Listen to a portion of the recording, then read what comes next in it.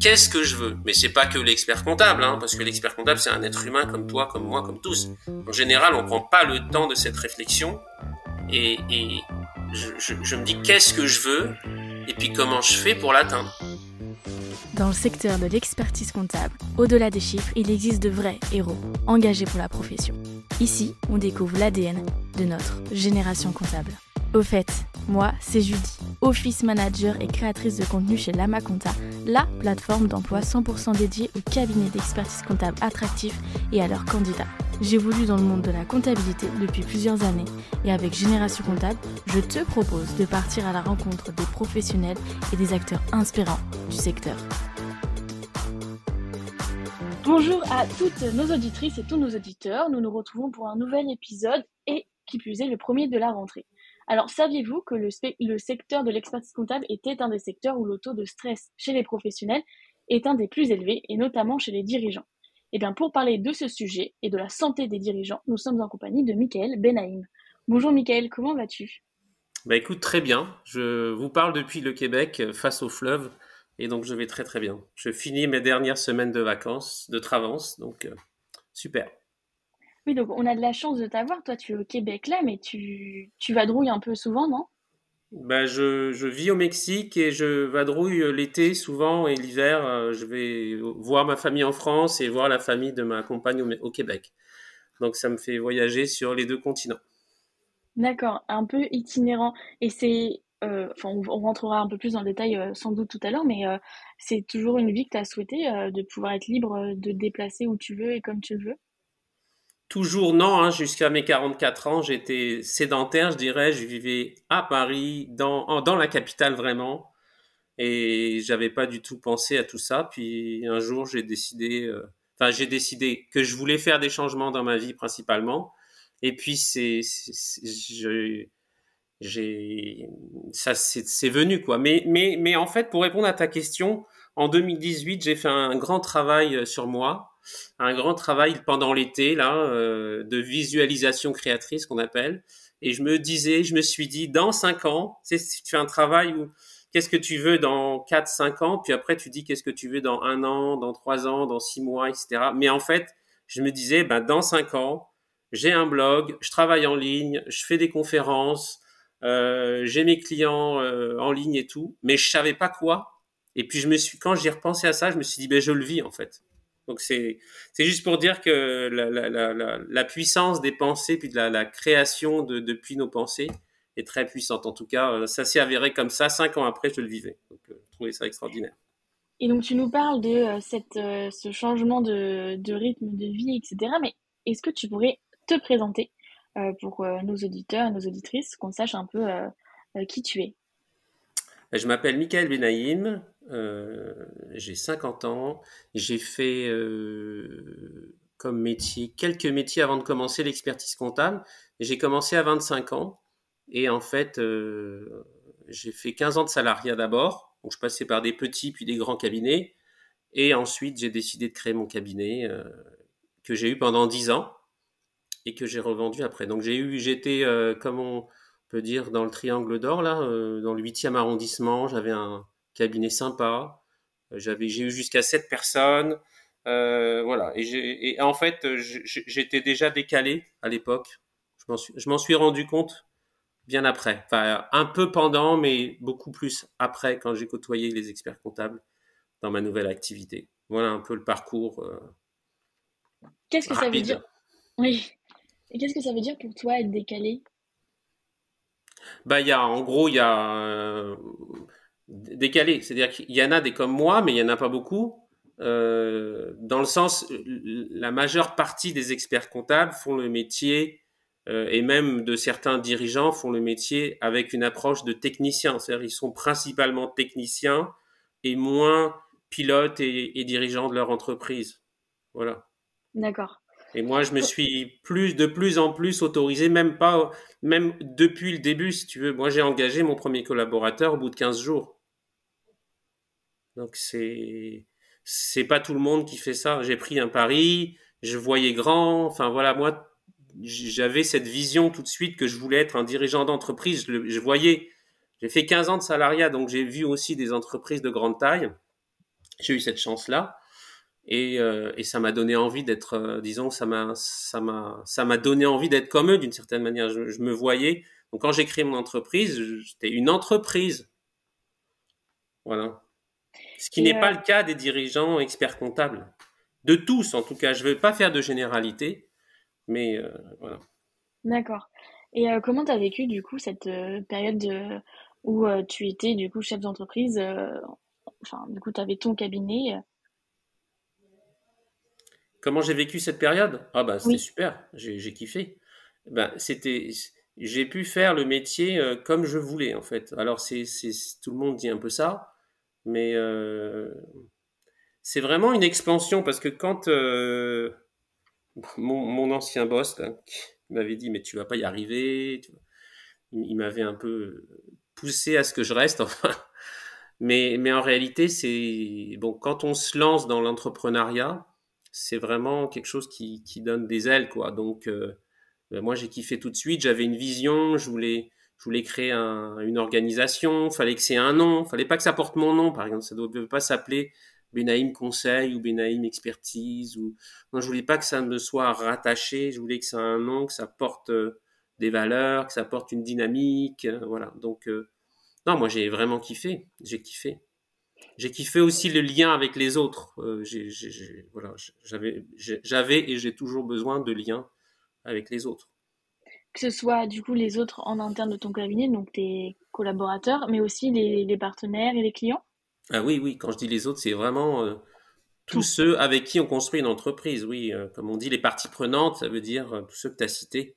Les Oui. partenaires, les fournisseurs, l'équipe, les clients, les confrères. Non, vraiment tout l'environnement, ouais. Et tu choisissais du coup tes clients par rapport aux valeurs ou c'était plutôt en fonction des besoins? Alors, je me suis rendu compte que je les choisissais par rapport aux valeurs, mais sans trop me le dire. En fait, par rapport aux valeurs, c'est-à-dire, je me disais, je prends pas de client loser. Loser voulait dire pour moi grincheux, qui se plaint, voilà. Je voulais pas des gens négatifs, voilà. Donc, si c'était quelqu'un comme ça, ben on s'entendait pas en général, ça passait pas dès le début. Mais par contre, pour sélectionner les clients sur l'activité, oui, je l'ai fait tout de suite. Et ça, je le recommande. Alors, ça fait peur, mais c'est tellement. Bah, quand on enlève les commerces, je veux pas critiquer, mais quand on enlève les commerçants, les artisans, les BNC, voilà, moi j'ai pris que des sociétés de services. Bah, c'était des gens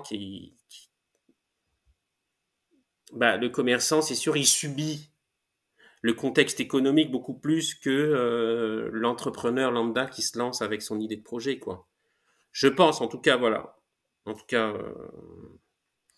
j'ai sélectionné sur les valeurs. Et après, de plus en plus sur les valeurs, j'ai sélectionné. Parce que quand j'ai déterminé mes propres valeurs, qui étaient les valeurs que je voulais insuffler dans l'entreprise, dans mon entreprise, oui, je les disais même pendant l'entretien j'allais dire de recrutement des clients, de prospection, je présentais les valeurs. Voilà, nos valeurs, c'est l'équité, c'est l'équité et la co-responsabilité et l'excellence. Donc j'expliquais qu'est-ce que je voulais dire par là. Et quand j'expliquais, c'était pas juste pour parler tout seul, c'était pour voir comment ça résonnait chez l'autre.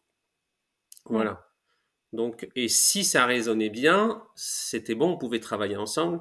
Si ça coinçait, ben on n'était pas d'accord sur les grands fondamentaux, donc ça le faisait pas en fait. Il me disait pas non, je suis pas d'accord avec ce que vous me présentez, mais soit ça se faisait, soit ça se faisait pas. Oui, je comprends. Et vous êtes monté jusqu'à combien dans l'équipe de ton cabinet? Alors avec moi, on a été jusqu'à 7, quelque chose comme ça. Ok. Et donc, ce cabinet, tu as fini par le vendre. Mhm. Qu'est-ce qui t'a fait le vendre et pourquoi tu l'as vendu? Quel projet il se cachait derrière ça? Alors, il se cachait rien du tout. Il se cachait plutôt une envie de bah, une envie de mieux servir les autres, mieux servir le monde, mais il se cachait que bah, ça me faisait plus triper. déjà. C'est parti de là. J'étais plus tourné vers le conseil. Voilà. Et puis bon, la période Covid, confinement a fini de, de confirmer ça.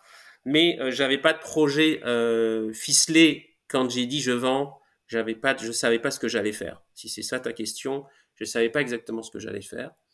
Je savais que petit à petit, à force, parce que pendant que j'étais en train de chercher des acquéreurs, j'étais en train aussi de construire qu'est-ce que j'allais faire après, mais au final, c'est pas du tout ça que j'ai fait. Mais petit à petit, j'avais envie d'aider les autres à faire des changements, vu que j'avais changé de partenaire de vie, j'avais changé de pays, je commençais à quitter la religion, bref, tout ce genre de choses. J'ai fait beaucoup de changements intérieurs. Et je me suis dit, bah, je vais aider les gens à prendre des décisions, faire des changements dans leur vie. Et ça, je le fais encore aujourd'hui. Ça, j'aide les experts comptables à faire des changements. Et c'est ce qui m'anime, c'est ce qui me fait vibrer à l'intérieur. Et voilà, j'avais pas de projet ficelé. D'accord. Les experts comptables, c'est venu après. C'est venu 1 an après que j'ai vendu. Je l'avais dans un petit coin de ma tête, mais c'était pas quelque chose de ficelé, comme tu l'as dit. Et comment c'est venu du coup? Les experts comptables? Oui, oui, oui. Qu'est-ce qui a fait que c'était dans un petit coin de ta tête et finalement, bah, aujourd'hui, tu travailles avec des experts comptables? Ben, écoute, tu sais, on s'inspire les uns les autres. J'avais vu sur LinkedIn une jeune femme qui faisait du conseil, bref, auprès des agents immobiliers parce qu'elle était agent immobilier. Et elle faisait du conseil en relation à l'argent, en commercial, en pas mal de trucs. Et j'ai dit, waouh, c'est top. Elle est une ancienne agent immobilier, elle conseille les agents immobiliers. Je pourrais faire pareil avec les experts comptables. Donc ça m'a inspiré. Et puis je voulais quelque chose où je pouvais avoir le plus d'impact avec le moins d'efforts. La loi du moindre effort. Voilà, je me dis où est-ce que je peux aider les personnes, où est-ce que je suis bon, où est-ce que je peux aider le mieux. Si c'est des professionnels, bah si c'est des professionnels, c'est vrai que les experts comptables, je connais le secteur. J'ai passé 25 ans, donc je peux quand même, voilà. Et ça a commencé comme ça, puis voilà. Et puis voilà. Et donc, Oui. vas-y, pardon, je t'en prie. Non, non, mais j'avais même commencé à aider des personnes à apprendre. J'avais commencé avec des particuliers, pas des professionnels, mais j'ai très vite basculé parce que j'avais comme tout à recommencer. C'est à me faire connaître sur du coaching en vie privée un peu. Puis j'avais pas envie de tout recommencer. Je me dis, j'ai un réseau professionnel, même si, je en parlerai après si tu veux, c'est pas les gens que je connaissais qui sont venus vers moi parce qu'ils me voyaient comme j'étais avant. Mm. C'est des nouvelles personnes. Mais je me suis dit, bon, ben, je vais aller vers les professionnels. Puis j'aime l'entreprise aussi. J'aime le côté qui bouge, qu'il y a des projets, que ça évolue, que voilà, j'aime ça. Mais justement, tu disais que finalement, les personnes de ton réseau, c'était pas forcément celles qui venaient vers toi. Mais c'est vrai que toi, du coup, tu as été expert comptable. Ton réseau, tu l'as construit autour de cette image-là. Comment tu fais pour changer cette image-là quand tu entreprends un nouveau projet? Ah, bah écoute, tu sais, au début, on y va à tâtons. Donc, j'ai dit, OK, quels sont les experts comptables que je connais? J'ai listé les 50 experts comptables que je connaissais et à qui peut-être pouvait me faire confiance. Bah, sur les 50, il y en a un qui m'a fait confiance, mais drôlement confiance. Mais c'est celui peut-être qui me connaissait le mieux pour de vrai, qui avait vu ce que je pouvais faire. Voilà, lui il voulait même racheter mon cabinet. De longues années en arrière, on voulait s'associer, travailler ensemble. Et il avait compris que j'étais très dans l'innovation. Tu seras responsable de l'innovation dans le cabinet. Voilà, il m'avait dit des choses comme ça. Et donc lui, il m'a fait confiance.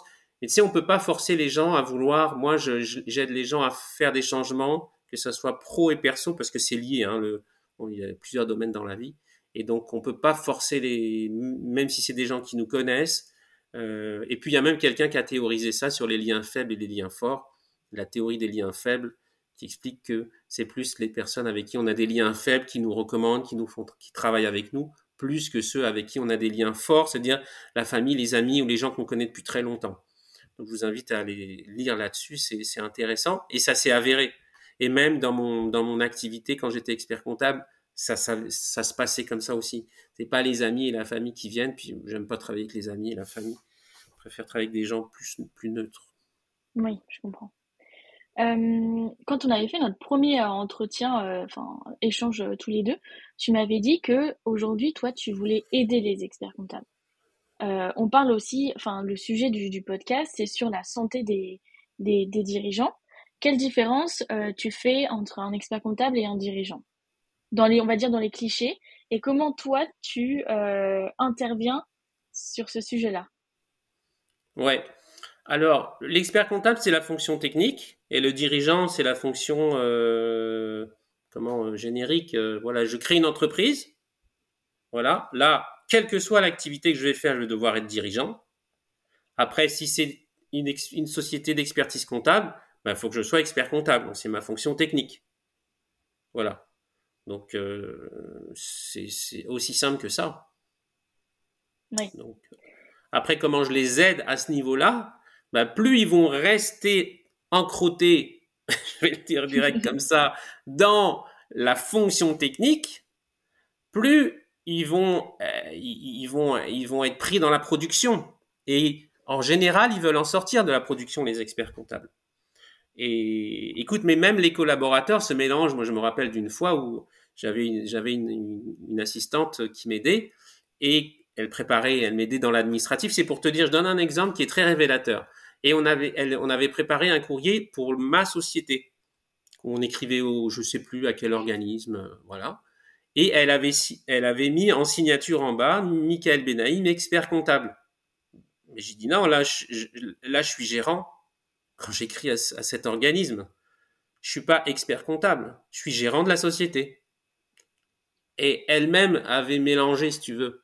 Donc c'est pour dire à quel point, et en plus comme on l'appelle l'expert comptable, c'est confusant quoi. Oui. Voilà. Et plus l'expert comptable va tendre à être dirigeant, plus il va lâcher la production, et plus en général il va se sentir bien parce qu'il n'a plus envie de faire de la production. Je veux dire, qu'est-ce qu'il apprend? Il apprend presque plus rien, il s'empatouille dans la prod, enfin, c'est une mauvaise planque, quoi, je dirais, la production. Et aujourd'hui, selon toi, l'expert comptable, il manque de quoi dans sa vie? Il manque d'être devant le fleuve Saint-Laurent, avec une feuille blanche, avec rien du tout, à faire rien, et à se dire qu'est-ce que je peux faire pour que ça ressemble à ce que j'ai envie que ça ressemble. Et d'abord, à quoi j'ai envie que ça ressemble ce que je veux faire. Donc, il manque de temps pour se poser. Voilà. Qu'est-ce que je veux? Mais c'est pas que l'expert comptable, hein, parce que l'expert comptable, c'est un être humain comme toi, comme moi, comme tous. Oui. En général, on prend pas le temps de cette réflexion. Moi, je commence à faire ça cet été-là. Et je me dis qu'est-ce que je veux? Et puis comment je fais pour l'atteindre? Comment je me fixe un objectif? C'est quoi que je veux? C'est quoi que je veux plus? Et donc, c'est ce temps-là qu'il ne prend pas, en fait. Et donc, il est comme un automate. Mais moi, je l'ai vécu comme un automate. Hein. Et quand ils sont en séance avec moi, ce temps-là, ils l'ont, on le prend. Et c'est ce qu'ils adorent, c'est ce qu'ils kiffent. On prend le temps de se poser. Et moi, je les questionne pour savoir qu'est-ce qu'ils veulent plus. C'est très personnalisé l'approche. Hein. Mais moi, je veux les emmener vers, au tout départ, on fixe un peu où ils veulent aller, qu'est-ce qu'ils veulent plus. Et donc, ça nous donne comme une feuille de route. Et moi, je sais un peu, voilà, où les emmener, les challenger pour les emmener à ça, quoi. Et ce qu'ils adorent, c'est ce temps qu'on prend ensemble pour se poser. C'est ce qu'ils me disent en général. Oui. Et en gros, tu te nourris, on va dire, de ce que eux, ils aimeraient faire. Et est-ce que c'est toi qui les orientes ou est-ce que tu leur apportes une réflexion sur leur projet pour qu'ils prennent peut-être du recul ou qu'ils fassent de meilleurs choix, ou je sais pas si on peut dire meilleurs choix, mais Mmh. autre Alors décision. écoute, moi j'ai une forte valeur de responsabilité puis de souveraineté personnelle. Donc j'aime pas ce qu'on me dise que je dois faire. Et donc je vais pas dire naturellement à quelqu'un, faut que tu fasses ci, faut que tu fasses ça. Ouais. Je suis pas leur père, je suis pas leur mère. Par contre, comme je t'ai dit au départ, on fixe le cadre. Je regarde qu'est-ce qu'ils veulent plus, pourquoi ils veulent qu'on travaille ensemble, etc. Et donc, je les pousse, et c'est ce qu'ils aiment bien aussi, c'est ce qu'un un des experts comptables a dit ouvertement, j'aime bien parce que tu nous donnes pas les solutions, tu nous pousses à trouver nos propres axes. Et je les pousse à ça avec toute une approche de questions, de challenge, de challenge, je les challenge, quoi. Et donc, s'ils n'ont pas de piste, je leur donne des idées. Tiens, et si tu faisais ça? Tiens, t'as pas pensé à ça? Et c'est souvent, et dernièrement, ça a été souvent, et ça fait du waouh. Et si t'en parlais à ton équipe, tout simplement? Et si t'allais les voir, leur dire, leur poser ton problème, puis leur voir comment ils peuvent t'aider. Et ça fait toujours un effet waouh. Quand je te le dis, j'ai des frissons. Ouais, donc, en fait, je vais avoir soit une approche mentor avec les plus jeunes. J'ai des jeunes, j'ai plutôt des gens de moins de 40 ans. Un petit peu de plus de 40, mais disons 80% moins de 40 ans. Et je suis très content parce que j'adore transmettre. Et donc là, je peux avoir plus une approche mentor, mais je garde mon approche coach dans le sens d'aider à atteindre leurs objectifs, leurs résultats, voilà. Et je laisse la personne ouvrir la porte au perso. Elle ouvre la porte, j'y vais. Elle en trouve un peu, en fonction de ce qu'elle permet, j'y vais. Il y a des fois, on reste que dans ce qui est fonctionnel, genre on va travailler le commercial ou des trucs comme ça. C'est pas ce que je préfère. Puis quand c'est ça, je vais aussi sur l'aspect si derrière les pensées, les croyances sont encore mauvaises entre guillemets ou négatives, ça marchera pas. On a beau mettre des méthodes, mais si derrière on a encore des croyances et des pensées négatives qui nous tirent vers le bas, ça marchera pas les petits tips et les méthodes. Ça marchera zéro. Enfin, ça marchera pas bien. Ouais. Et cette transmission, tu la bases sur des choses que toi tu as toi-même vécues ou c'est des choses, enfin, t'as fait des formations pour acquérir ces compétences-là? Alors, je me suis pas formé un coach et je suis bien content. Je suis pas formaté, mais c'est principalement des choses que j'ai expérimenté moi-même. Voilà. Je je transmets pas des choses théoriques. Je transmets des choses que j'ai compris et intégrées et ou expérimenté moi-même. Ça veut dire quand je te parle de croyances, de pensées, tout ça, je fais souvent moi un travail sur mes pensées, mes croyances, où ça m'amène, etc. Et tout, voilà, ce que je fais, c'est quelque chose de vécu. Et quand je donne des idées de tiens, tu devrais embarquer ton équipe, etc. Je l'ai fait. Je l'ai fait. J'ai vu ce que ça faisait. Puis j'ai aussi donné j'ai incité d'autres experts comptables avant à le faire et j'ai vu ce que ça faisait. Voilà. Donc c'est principalement de l'expérience. L'expérience et j'essaye de les faire shifter en fait. Et Ouais. c'est là où je kiffe le plus, hein, vraiment. Et quand on s'était parlé la première fois, tu m'avais dit que tu avais créé un collectif pour, attends, j'ai noté, pour travailler moins, gagner plus et voir ses enfants grandir. Oui, j'ai créé C'était le premier. ta phrase Comment? d'accroche? Ouais, c'est ça. C'est ma phrase d'accroche. C'est l'objectif, réduire sa charge de travail pour voir ses enfants grandir. Donc un collectif que j'ai lancé en mars. Et puis là, j'en lance un nouveau, la nouvelle version, la 2.0 quoi, en septembre. Donc suivez-moi sur. J'ai pas encore tout. C'est en cogitation là. C'est en train je suis en train de construire ça.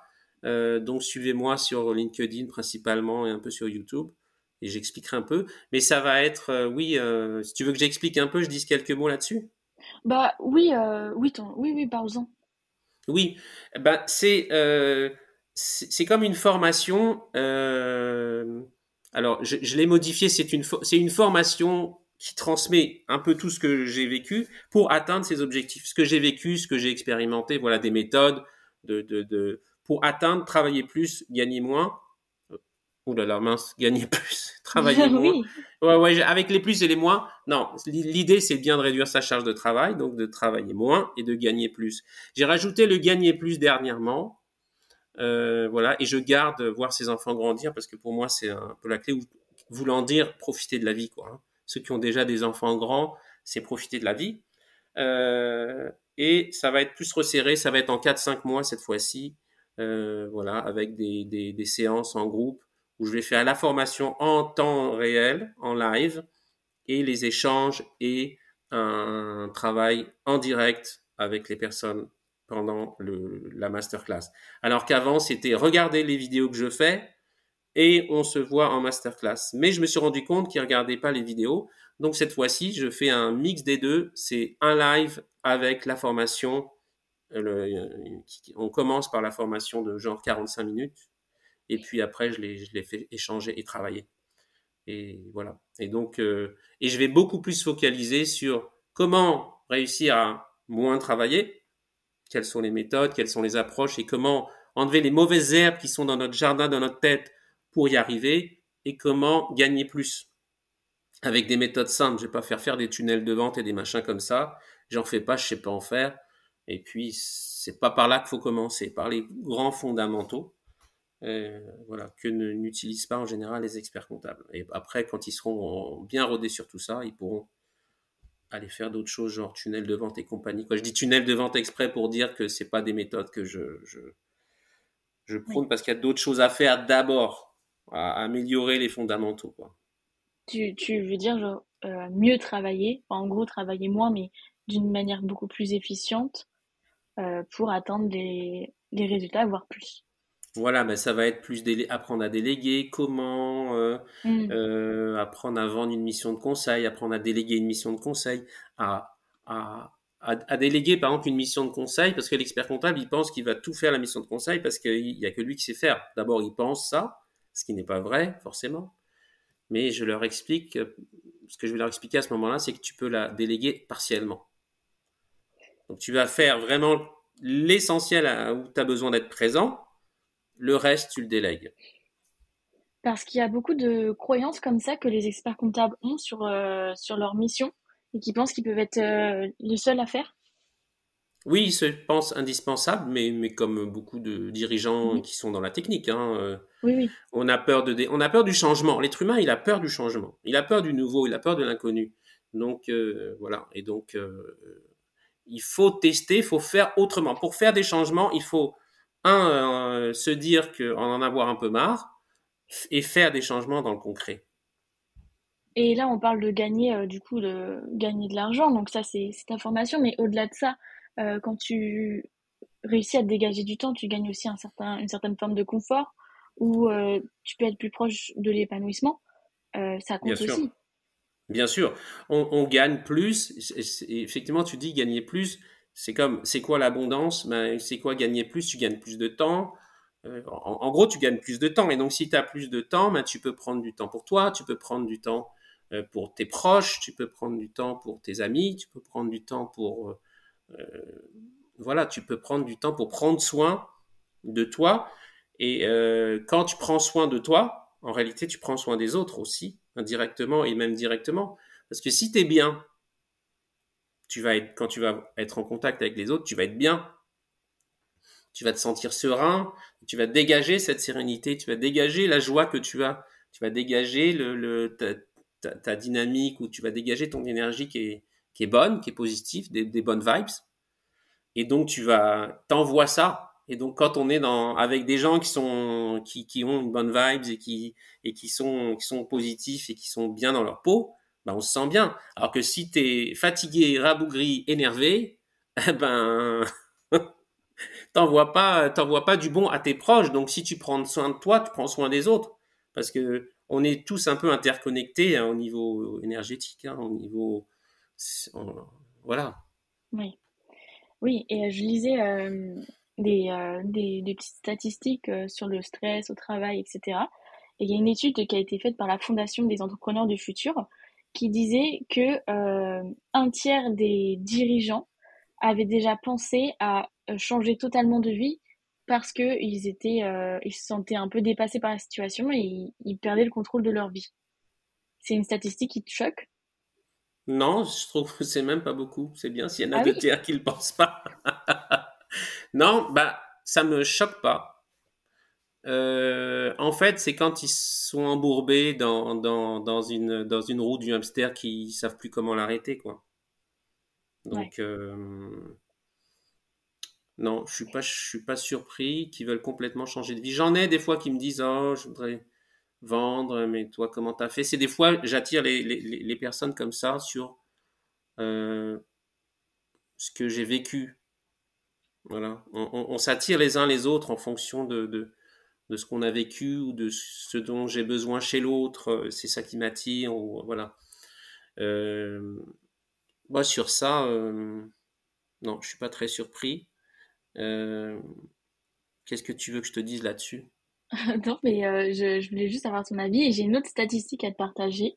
Euh, j'ai vu que 12% des femmes dirigeantes reportaient ou oubliaient leur projet d'enfant, maternité, pour justement assumer leur business.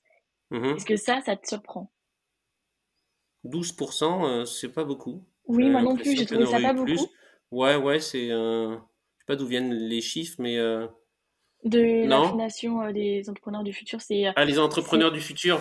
oui, Ah, mais comme c'est les entrepreneurs du futur, ils sont bons, quoi. C'est les oui, entrepreneurs de demain. C'est peut-être ça. qu'ils ont déjà une vision des choses un peu différente et que du coup, ça représente Non, pas mais aujourd'hui, comme tant la réalité. on peut régler un peu quand on a des enfants, jusqu'à quel âge, etc. Non, ça me choque pas. Puis même une femme qui a pas envie d'avoir d'enfants, bah, ça me choquerait pas. Voilà. Oui, Et puis là, non, le stress, c'est un vrai sujet.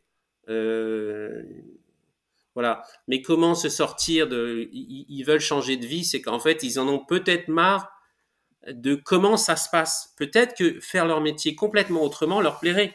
Mais comme ils savent pas comment s'y prendre et que notre mental aime le connu, eh ben, ils restent dans le connu. Il y a une statistique que moi je vais te dire aussi, que j'ai lu plusieurs fois. On a 95% de nos pensées, on a les mêmes du jour au lendemain. On a les mêmes du jour à l'autre, d'un jour à l'autre. Et donc, ce sont nos pensées qui nous font, qui sont à la base de tout. La pensée est créatrice, on le dit, le verbe est créateur. C'est même dans la Bible ils le disent. Enfin, bref, il faut comprendre que la pensée est créatrice. Donc, la pensée est créatrice. Si le matin je me lève et me dis, oh, la journée commence mal, je vais passer une journée de merde, il y a de très fortes chances que la journée soit merdique. oui, Voilà. Si on va passer un diplôme ou son permis de conduire en disant je vais me planter, je vais me planter, je vais me planter, c'est sûr, on va se planter. Et donc nos pensées créent. Et en restant dans les mêmes pensées, eh ben on cultive ces pensées. C'est comme un jardin, comme un potager. On cultive ces pensées, on les arrose, hop, mais on les change pas. Et comme nos pensées nous amènent à agir, à vivre des expériences qui nous amènent à des émotions, qui nous amènent au même à des pensées, en fait, c'est un cycle qui se renouvelle pas. Et le seul moyen d'en sortir, c'est de changer ses pensées. Et ça demande un travail énorme. Soit de le faire tout seul. Moi, j'ai cette dynamique et j'adore. Même les neurosciences en parlent beaucoup en ce moment. Mais les neurosciences en parlent beaucoup, mais les yogiques, les sciences ancestrales en parlent aussi. Donc, de nos pensées. Et donc, les personnes qui sont, comme tu disais, là, pris dans l'engrenage, qu'elles ont envie de changer de métier ou toute leur vie, c'est parce qu'elles sont prises dans le même cycle de pensée à tous les jours. Et j'aide, moi, parfois, à changer. Et souvent, dès qu'ils ouvrent la porte, ou, voilà, à changer les pensées. Et ça fait un effet énorme. Dernièrement, pour te donner un exemple, il y avait un expert comptable. Il était en train de créer son cabinet et il avait le syndrome de l'imposteur d'une certaine manière. Et donc, ouais, je suis pas capable, j'ai jamais fait d'expertise comptable et ci et ça. J'ai plutôt fait de l'audit. Et moi, je l'ai tout reboosté pour lui montrer qu'il avait une expérience énorme et travailler sur ses pensées. Le lendemain, ben, je t'aurais lu le SMS qu'il m'a envoyé, ou l'après-midi même, il m'a envoyé un message pour me dire que ça lui a changé complètement son mindset et qu'il était boosté à bloc et il m'a remercié grandement, quoi. Pour te dire, dans le oui, concret. Et donc, si lui, il était en train de se dire, je vais pas leur apporter, je suis pas capable, qu'est-ce que je peux vraiment, comment je peux vraiment aider un dirigeant, s'il reste avec ça, il allait dans le mur, je le sais. Alors que s'il a changé ses pensées, il a changé ce qu'il allait faire, il a changé son expérience, il a changé donc ce qu'il vit, il a changé donc ses pensées puisqu'il a vécu des trucs waouh qui l'ont amené à voilà. Mais ça, faut travailler ça tous les jours, parce que sinon notre mental, il nous ramène à nos anciennes pensées, parce que c'est le confort du connu. Alors qu'il a peur, notre mental, d'aller vers l'inconnu. Mais il y a quoi comme levier justement pour réorienter ses pensées de manière plus positive ou plus encourageante ou motivante? Bah, c'est soi-même le levier, je vais te dire vraiment. Ouais. Il y a, c'est de faire le travail sur soi, parce que nos pensées, on se dit pas, tiens, là, je vais avoir telle pensée. Non. C'est automatique. On a des pensées qui nous traversent. Et on les maîtrise pas d'une certaine manière. Enfin, si on fait rien, on les maîtrise pas. Et c'est nous-mêmes qui pouvons dire, OK, là, j'avais ça, je vivais avec ça, je vivais avec la peur du manque, ou là, ça suffit. Stop. J'ai peur de cette situation. OK, je constate que j'ai peur. J'ai peur. OK. Je décide de ne plus avoir peur. Et quand la peur monte, je la vois passer et je la laisse passer. Et c'est nous qui sommes les maîtres de notre vie, quoi. Et donc, c'est nous le levier et de comprendre qu'on reprend le contrôle sur nos pensées. Ça demande un travail, hein, ça demande un effort tous les jours.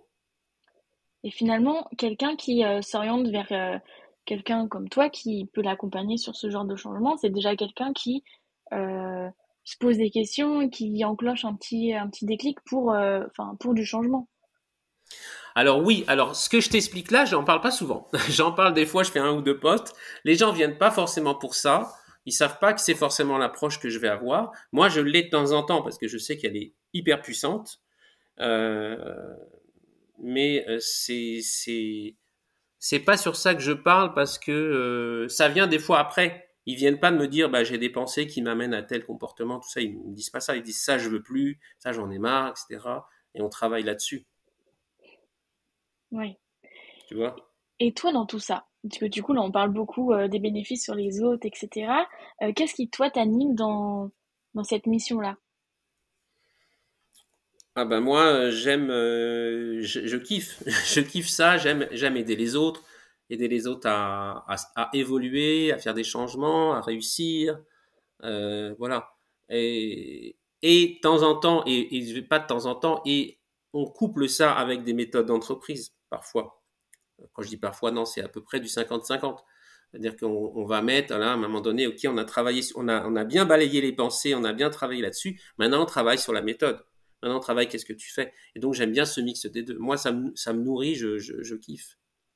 Et donc aujourd'hui, Ouais. pardon. Aujourd'hui, tu fais du coup totalement ça. Tu es vraiment orienté. Enfin, il n'y a plus d'expertise comptable, il y a de la gestion et du coaching. Ouais. Je suis plus inscrit à l'ordre et je me suis désinscrit de la compagnie des commissaires aux comptes. Et tu penses qu'un jour tu retourneras là-bas? Je crois pas. Je crois pas. Parce que même quand j'étais expert comptable, je me disais, je finirai pas ma carrière professionnelle expert comptable. Et là, j'avais genre 40, autour des 40 ans.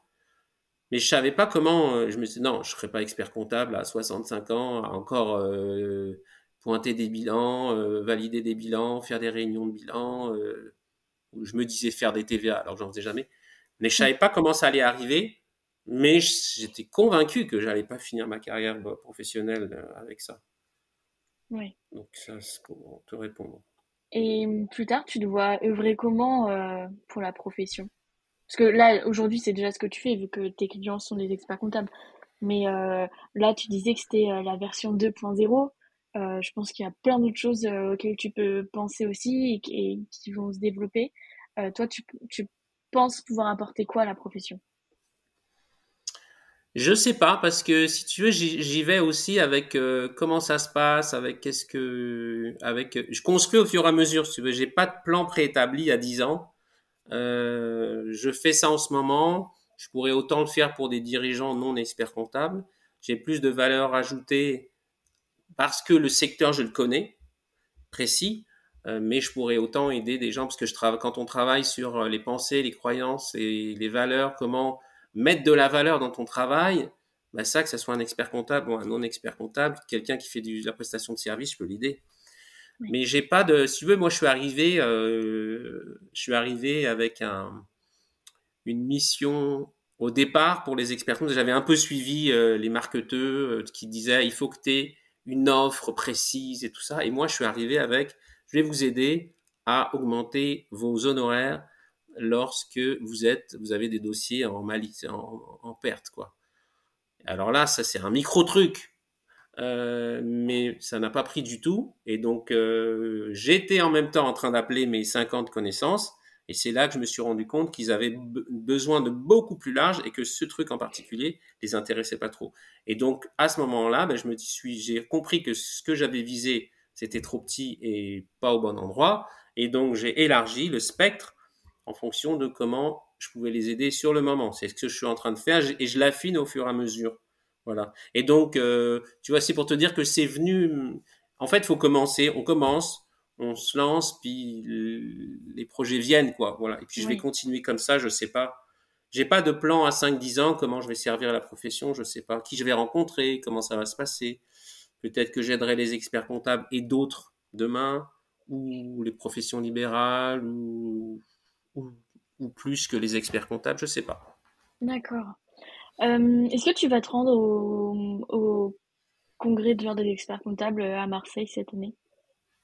Non, non, je serai au Mexique, puis j'irai pas au congrès. J'ai fait tous les congrès entre 2011 et 2018, je crois. Oui, d'accord.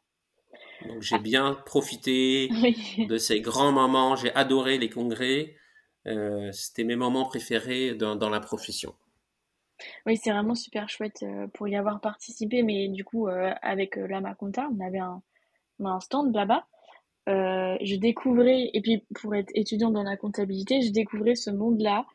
J'ai trouvé ça incroyable, même le nombre de rencontres qu'on pouvait faire, le réseautage derrière tout ça, c'est assez dingue. Enfin, on va approcher tranquillement vers la fin du podcast. Mhm. J'ai encore quelques questions. Et la prochaine, c'est comment tu peux inciter les experts comptables à prendre soin d'eux? Bonne C'est une grosse question. question. Et une belle question. Oui, J'aime beaucoup la question. Alors, déjà, j'aime bien parce que tu as utilisé inciter. Inciter, oui, on peut inspirer, on peut aider à prendre conscience, c'est ce que je fais, mais on peut pas forcer quelqu'un. Euh, et ben, il y a une piste que je trouve intéressante et qui est assez rarement évoquée, c'est quel modèle tu veux transmettre à tes enfants.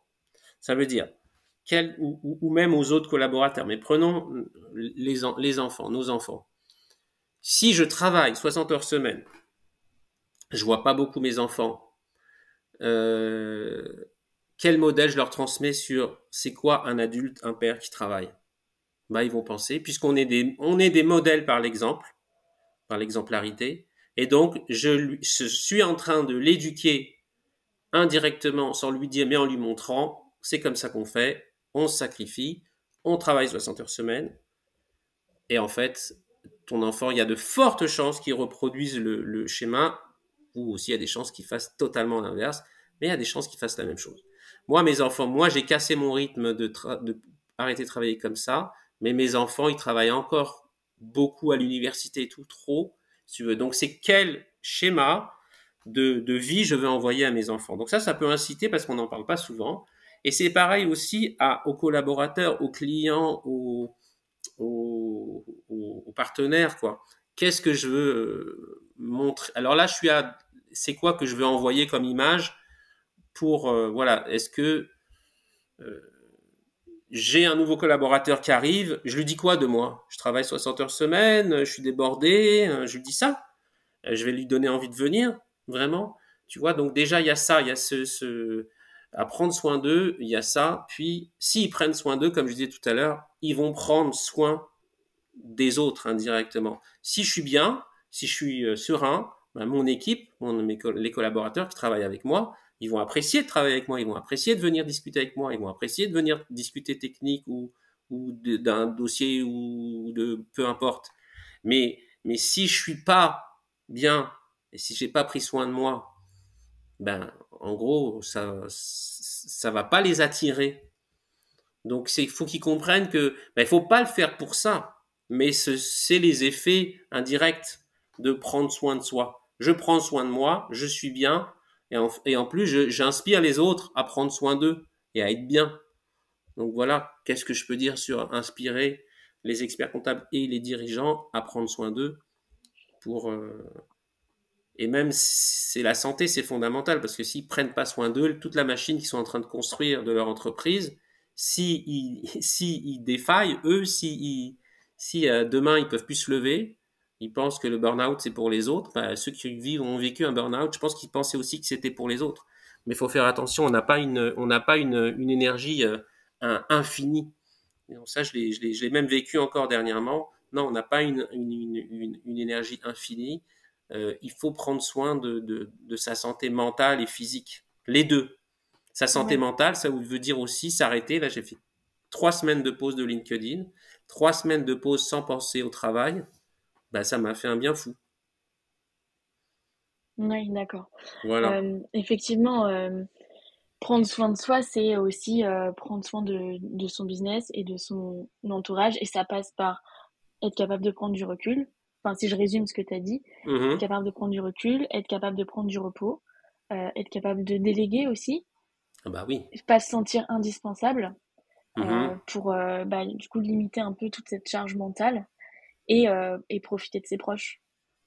Bah oui, profiter de la vie, quoi. Bah oui, Parce qu'on n'est pas là pour être expert comptable à 2 minutes d'aller dans son cercueil. Je pousse exprès, je veux dire, aux derniers instants de sa vie, on va pas penser à l'expertise comptable et à son entreprise, on va penser à ses proches, on va penser à qui on a aimé, on va penser à ce qu'on a réussi à faire dans la vie. Voilà. oui, parce que bon, c'est un peu philosophique tout ça, mais les plaisirs de la vie, ils existent. On peut être très fier de son business et être content de ce qu'on a créé, mais les plaisirs de la vie, ils existent aussi ailleurs et pas en se tuant à la tâche ou en ne pensant qu'à ça, parce que bah on impacte beaucoup trop de monde autour de nous Mhm, et pas de la bonne manière. Enfin, c'est bien d'être quelqu'un de mhm, travailleur, d'impliqué et tout, mais il y a une demi-mesure à mhm. avoir. Oui, ben, tu me disais, qu'est-ce que j'ai aussi appris j'ai fait une formation sur la relation à l'argent. Et un des apprentissages que j'ai retiré, c'est bah, l'abondance, c'est pas que l'argent. L'abondance, Mm. c'est l'abondance en temps, l'abondance en relation, l'abondance en lieu de vacances, l'abondance en ce que me donne la vie, l'abondance que je suis heureux de ce que j'ai. C'est ça l'abondance. C'est pas que d'avoir de l'argent, parce que si tu as de l'argent, mais t'arrives même pas à en profiter parce que tu prends une demi-journée de repos par semaine et à peine 10 jours de vacances par an, t'en profites quand de l'argent que tu génères? Tout comme la richesse, c'est pas seulement avoir de l'argent sur son compte, ça passe par la qualité des rencontres, la qualité des moments partagés, Mhm, de l'enrichissement des échanges, etc. Enfin, c'est autre chose. carrément. Est-ce que tu veux ajouter quelque chose à notre échange? Bah, écoute, on a bien balayé le sujet de la santé mentale, du stress. Bon, le stress, bah, faut faire attention au stress, quoi, parce que le stress, c'est ce qui donne les maladies. Si on revient sur le thème, Mhm. le stress nous amène des maladies. Ça, je l'ai compris dernièrement, puis ça m'a fait un électrochoc de le comprendre. Le stress, c'est notre corps qui se met en alerte pour affronter un danger. Et donc, si ben, au bout de 30 minutes, soit on a fui, soit on a combattu, voilà, c'est ça le danger. Et donc, pendant 30 minutes, notre corps est en alerte, il génère de la dopamine, etc. Et, et le corps est là pour protéger le corps, donc les organes vitaux. Mais quand le stress vient pas d'un danger comme ça immédiat, d'un animal qu'on rencontre ou d'une personne dangereuse, quand le stress il est permanent, ben notre corps il est pris avec tout ce système d'alerte, mais il fait plus la guérison naturelle. Il s'occupe juste de d'aller vers les organes vitaux, puis c'est tout. Et donc c'est ça qui crée les maladies, c'est notre mode de vie en réalité. Quand on regarde un peu la neuroscience, tout ce courant-là, les maladies viennent pas de nos gènes, les maladies viennent à 97% de notre mode de vie. Et quand on comprend ça, comme une conclusion, ben, on se dit waouh, moi ça m'a fait waouh, c'est vraiment important d'arrêter de stresser. Et comment arrêter de stresser? Juste de comprendre que là je suis en train de stresser, qu'est-ce que je peux faire pour arrêter? pour aller me détendre, pour penser autrement et pour faire... Voilà. Toi, tu t'informes beaucoup sur ce sujet-là. Est-ce que tu as des ressources à partager, que ce soit des livres ou des articles ou même des vidéos YouTube qui pourraient intéresser les personnes qui nous écoutent? Alors j'écoute beaucoup le docteur Joe Dispenza. Ok, Joe Dispenza, ouais. Je regarde ses conférences qui sont sur la chaîne Gaia TV, mais sinon sur YouTube, il écrit des livres, voilà. d'accord. Je suis très inspiré de ce qu'il dit et je retrouve ce qu'il dit dans tout ce qui est neurosciences parce que la neuroscience va expliquer ça. Il y a d'autres auteurs, voilà. Et moi, j'adore Joe Dispenza. Ok, super. Merci pour l'info. Et petite dernière question avant de clôturer le podcast, la question qu'on pose à tout le monde. Si tu étais un compte comptable, lequel serais-tu et pourquoi? Mais j'adore la question. Alors, je vais te dire, je serai le compte 471, le compte dans lequel qu'on ne met dans aucune case, car je déteste qu'on me mette dans une case. Je déteste ça, ça me hérisse le poil. Et je ne veux pas qu'on me mette dans une case. Donc, même le 471 est une case. S'il pouvait y avoir 0 case, ça m'arrangerait bien. Voilà. Donc, D'accord. voilà. Eh ben, merci beaucoup pour cet échange. Je trouve ça hyper intéressant et j'apprécie qu'on puisse aborder d'autres sujets euh, sur le podcast et notamment celui comme celui de la santé. J'espère que tu auras passé un bon moment. Si jamais on veut t'écrire, échanger avec toi ou on est intéressé par ta formation, on te contacte sur LinkedIn. Je suis très présent sur LinkedIn. Là, je l'ai un peu moins été cet été, mais ça redémarre là. Voilà. Oui, Ça redémarre. Je suis présent sur LinkedIn principalement.